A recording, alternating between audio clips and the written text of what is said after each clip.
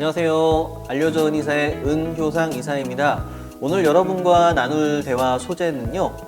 매출이 200억인데 개인 사업자로 유지하는 분들이 계십니다. 왜일까요? 그 이유에 대해서 한번 생각해 보도록 하겠습니다.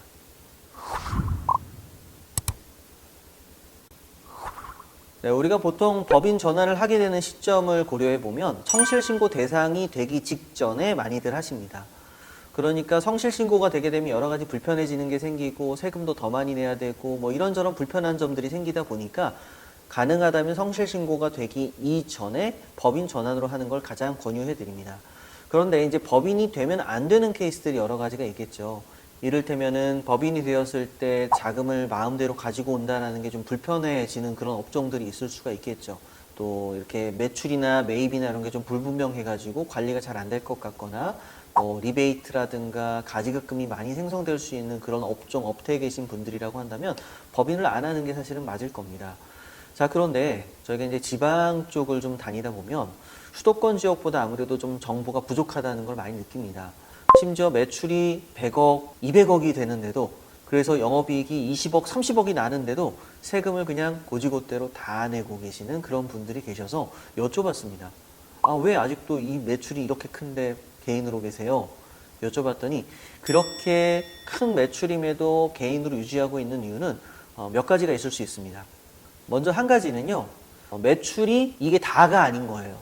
이 매출 외에 현금으로 들어오는 매출도 상당수 있기 때문에 이것저것 감안하면 개인으로 유지해서 이 현금 매출이라도 좀 남겨보겠다라고 생각하시는 분들도 계십니다.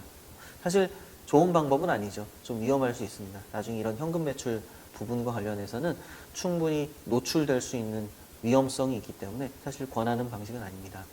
그 외에 이런 안내를 받으신 분들도 계세요. 두 번째로 세무사 사무실이나 혹은 세무 관련된 종사자들, 도움 주고 있는 그런 분들 중에 대표님, 개인으로 그 세금 내는 거는 세금 내면은 다 가지고 오는 거지만 법인은 그 돈 가지고 오려면 세금 그만큼 또 내셔야 되고 법인세도 또 내야 돼요. 배당 받아올 때 또 세금 내야 돼요. 이래서 결국에는 이거나 비교해보면 똑같은 거 아니냐 라는 식으로 생각하고 법인으로 하는 것을 두려워하시는 경우가 많이 있습니다. 제가 이 후자의 경우들을 좀 많이 보게 되었는데요. 사실 이 부분은 충분히 설득할 수 있는 여지는 있지만 나이가 좀 많으시거나 좀 변화를 두려워하시는 그런 분들의 경우는 조금 어려움이 있습니다. 예를 들어 우리가 개인 사업자로 당기순이익이 5억이 남았습니다. 그래서 최고 세율 42%에다가 지방세까지 포함해서 46.2%의 세율로 과세가 됐다고 가정을 해보겠습니다. 자, 만약에 내가 법인에서 5억을 월급으로 연봉으로 측정해서 가지고 온다라고 했을 때도 사실 세율이 달라지지 않거든요. 일부 근로소득세 감면 등등 받을 수는 있겠지만 이걸 받는다 치더라도 사실 크게 달라지진 않을 겁니다. 개인에서의 5억과 근로자로서의 연봉 5억을 비교하는 게 아니죠. 자, 법인에서는 굳이 5억을 받을 필요가 없습니다. 개인에서는 어쩔 수 없이 남는 거 다 떨어보고 남는 게 내 이익이니까 거기에 대한 세금을 내야 되는 거지만 법인은 굳이 내가 그 급여를 5억을 받아올 필요가 없죠. 왜냐하면 법인카드도 쓸 수 있죠. 그리고 이사들을 여러 명 둬서 분산할 수가 있죠. 또 배당을 지급할 수가 있죠.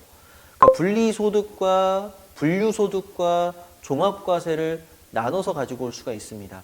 지금 받아올 것과 나중에 받아갈 것을 분리할 수가 있죠. 또 거기에다가 기타 소득이라는 걸 좀 놓치고 계시는 분들이 많이 계신데 우리가 개인에서 법인으로 전환을 하는 경우에 많은 경우 영업권 평가를 받고 넘어가게 됩니다. 자, 영업권 평가를 받게 되면 그 영업권은 매번 발생하는 소득이 아니기 때문에 기타 소득으로 분류가 돼요. 그럼 예를 들어서 영업권을 10억을 받았다라고 가정해 보겠습니다. 영업권 평가를 10억을 받아가지고 그 영업권 평가 받은 금액만큼을 법인에서 받아와야 되는데 거기에 대한 세금이요 그렇게 높지가 않습니다. 대충 계산했을 때 8%에서 16% 사이라고 생각하시면 됩니다. 그런데 사실 그것도 아까운 게 아닌 게요. 법인에서 5년 동안 감가상각을 10%에서 20%씩 받아나간다는 걸 생각해 보면 사실 거의 똔똔이라고 볼 수도 있어요. 전체 내는 세금으로 따졌을 때는요. 다시 한번 정리하면요. 우리가 개인 사업자로서 최고 세율 45%까지 구간까지 형성이 되어 있기 때문에 이 세율에다가 지방세에다가 의료보험, 국민연금까지 내게 되면 사실은 엄청난 부담입니다. 그리고 어떤 경우에는요. 나중에 내가 50% 가까이 되는 세금을 내고 형성된 자산이 자녀들에게 상속될 땐 또 상속세를 내게 되죠. 뭐 미리 준다라고 했을 땐 증여세를 내게 되죠. 이 상속세율 자체도 현재 30억 초과됐을 때는 50%입니다. 무슨 얘기냐면 내가 개인으로 세금을 50% 가까이 내고요. 상속세 50% 내서 자녀들한테 주면 나는 100% 이상의 세금을 낸 거나 마찬가지인 겁니다. 법인은요. 법인은 죽지 않죠. 영속합니다. 사업만 잘 영위가 된다면. 법인이 가지고 있는 것을 내가 개인화하지 않아도 되는 그런 자산들이라고 한다면 법인에 남겨놓는 게 좋겠죠. 그리고 법인의 지분을 자녀들이나 손자녀들에게 물려주시면 되겠죠. 이렇게 법인을 좀 활용하는 방법들을 좀 계산해 보시고 뭐가 더 우리한테 유리할지 따져보시게 되면 법인을 활용하는 방법이 상당히 유리하다는 것을 느끼시게 될 겁니다. 그래서 지방의 경우 아무래도 정보가 부족하다 보니까 그렇게 큰 개인 사업자들이 있다라고 저희는 판단합니다. 법인을 활용해서 개인의 세금을 줄이고 자산을 증식하는데 그 세금을 사용한다면 훨씬 더 레버리지 효과를 느끼실 수가 있을 거라고 생각합니다. 그래서 너무 오랫동안 10년, 20년 동안 관리해 주셨던 그 감사한 분의 말만 듣지 마시고요. 좀 오피셜하게 객관적인 정보들을 좀 찾아보시고 그 정보들을 학습하신 후에 직접 판단해 보시는 걸 권해 드리고 싶습니다. 물론 그렇다고 해서 뭐 세금을 덜 내시라는 이야기는 아닙니다. 절대로. 개인으로 그렇게 세금을 많이 내고 계시다면 뭐 지역사회 발전을 위해서 뭐 국세청에 많은 이바지를 하고 계신 건 사실입니다. 뭐 매출이 그 정도인데 개인으로 남아 계시다면 아마 손꼽히실 거예요. 그런데 이것을 좀 더 잘 관리해서 더 좋은 기업으로 만들고 그것이 영속하게 2대, 3대 진행할 수 있게 할 수 있는 그런 기반과 프로세스 시스템을 만든다면 훨씬 더 좋아지지 않을까요? 저는 그런 측면에서 법인을 활용하는 방법에 대해 좀 강조를 드리고 싶습니다. 그래서 너무 한 가지 방법, 기존 방식만 고집하지 마시고 매출이 어느 정도 되고 개인으로서 내야 될 세율이 너무 높은 경우라고 한다면요. 이런 대안들도 한번 비교해서 검토해 보시면 충분히 답을 얻으실 수 있으리라 생각합니다.